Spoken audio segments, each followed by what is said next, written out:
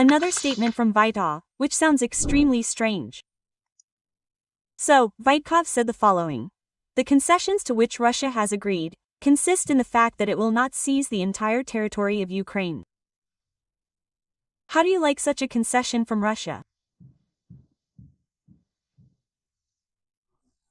Well, you know, Vaitkov is not a diplomat, not a politician, he regularly tells all kinds of nonsense.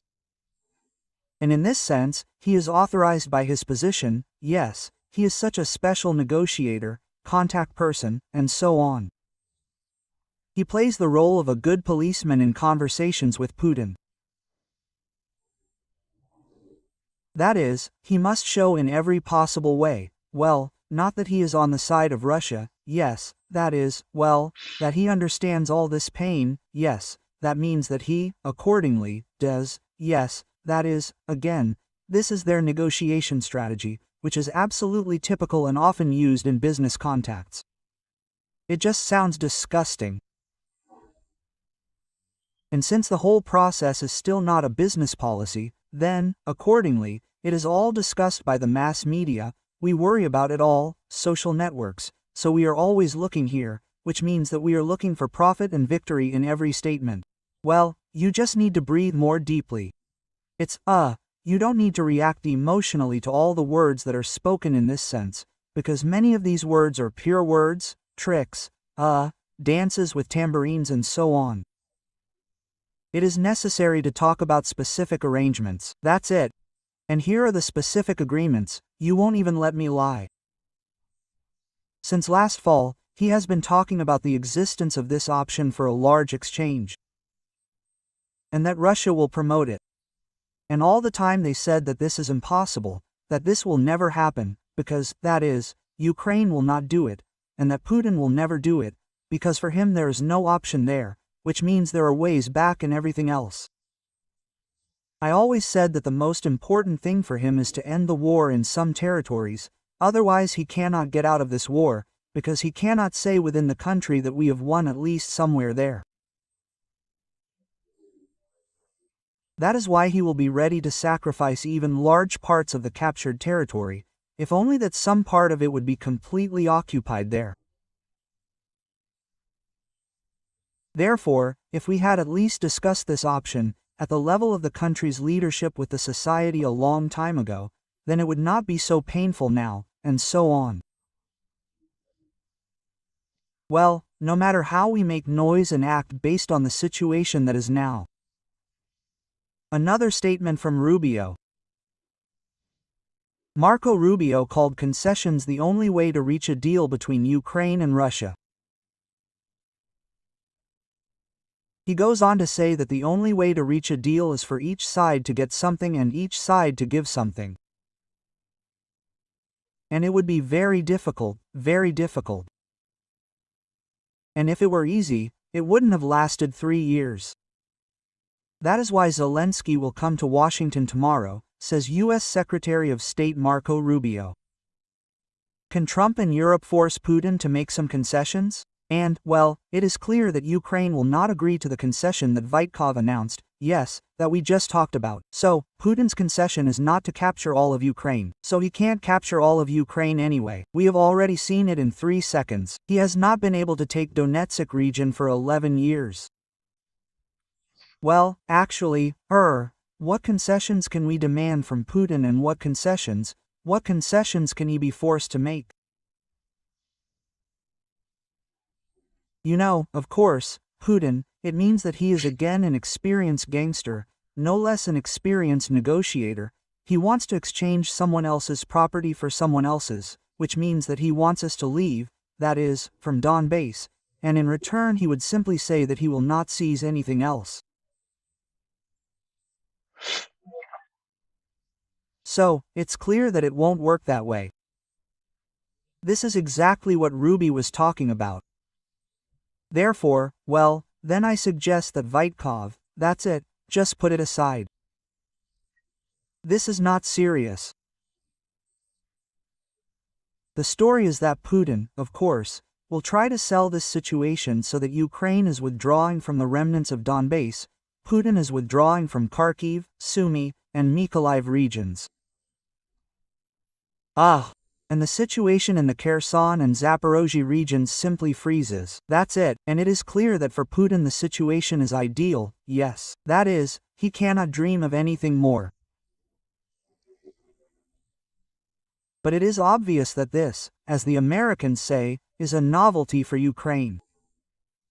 That is, this is the thing that Ukraine cannot even theoretically discuss. I think that Ukraine can discuss if, then, this is the rest of Donbass in exchange for everything else, right? Well, even just from the point of view of such rational logic, well, this is the remaining piece, it is badly destroyed.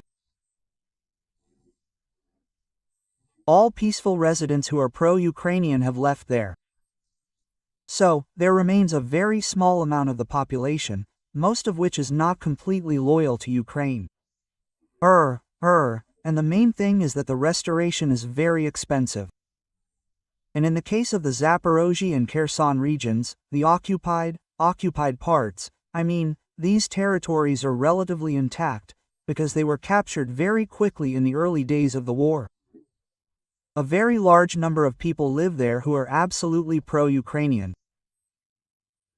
And even purely formally in terms of area, that is, their area of this occupied part is 5 times larger than the remaining part of Free Donbass. Therefore, from a cold, rational point of view, this is a subject for conversation. That is why the Americans are asking this, so they will advance precisely with this logic, which Rubio spoke about. That everyone will give up something and everyone will get something, right? So that's it. Well, it looks like a good deal for Ukraine from the point of view of the Americans. Ukrainians, of course, have a different point of view. That is, we fought for Donbass, which means that a large number of people died.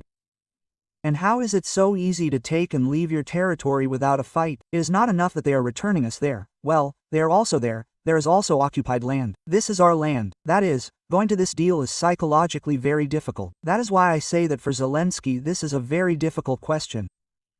And I think that if the question would sound like that, then I would say very neutrally in his place. I am neither for nor against. So, we received such and such a proposal, let's decide together whether we accept it or not. Let the Ukrainian people as a whole decide whether to accept such a proposal or not. But the president, I think, should not take sides. His only solution is that we consider this proposal serious. Here it is described. That is, of course, this proposal must be received in writing, and not, therefore, accordingly, orally, right? That is, here is this scenario. Let's discuss it there within a month, for example. Yes, we will vote for all peoples there, and what the people will decide, then we will do further. Do you think people are capable of solving such problems? And right away, do you know what question, and what kind of people will decide it? Here are conditionally people who have been living abroad since the age of 22, they will be involved and will decide it. And if these are people who are fighting, yes, the military, who are directly there, will their vote be taken into account or not? Or are they Ukrainians who have lived through all these 3 years of a full-scale invasion of Ukraine and understand the situation from the inside? Which of these voices will be more valuable or more relevant in making these decisions?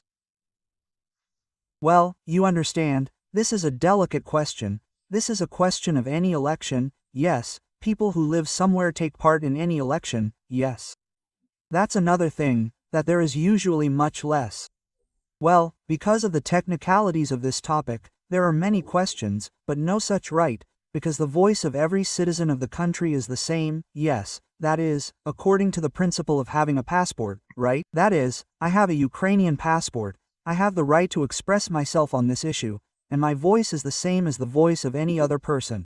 But then, of course, it is also a question for the Verkhovna Rada, how it will accept the configuration, that is, this vote. Now there is great complexity, a large number of displaced persons, people who do not live in their place, occupied territories, a large amount of immigration, and immigration is not some old one, yes, that is, which people float in their clouds there, it does not exist. These are simply people who temporarily left there for the period of the war, but nevertheless are physically abroad. Accordingly, most likely, this vote should be there through DIA, there in an electronic way, right? Here's a question of trust to this vote. Well, there are a lot of such questions that will arise, but I simply don't see any other way to solve this problem. Yes, in turbulent times we are entering a period, let's say so, a very difficult decision is ahead. Let's see how we can handle it together. Ilya, thank you very much for the conversation, for finding time for us. Ilya Panamarev visited us today. Friends, I thank you for watching and supporting us. It is certainly important for us. Therefore, be sure to like this video or write a comment. If you and I are among the recommendations and you are with us for the first time, be sure to subscribe to our channel. It's nice for us, it's easy for you, and then we will not lose contact with you and we will see each other in the next broadcasts. My name is Anastasia Husareva. Please take care of yourself and wash your hands with soap. Bye everyone.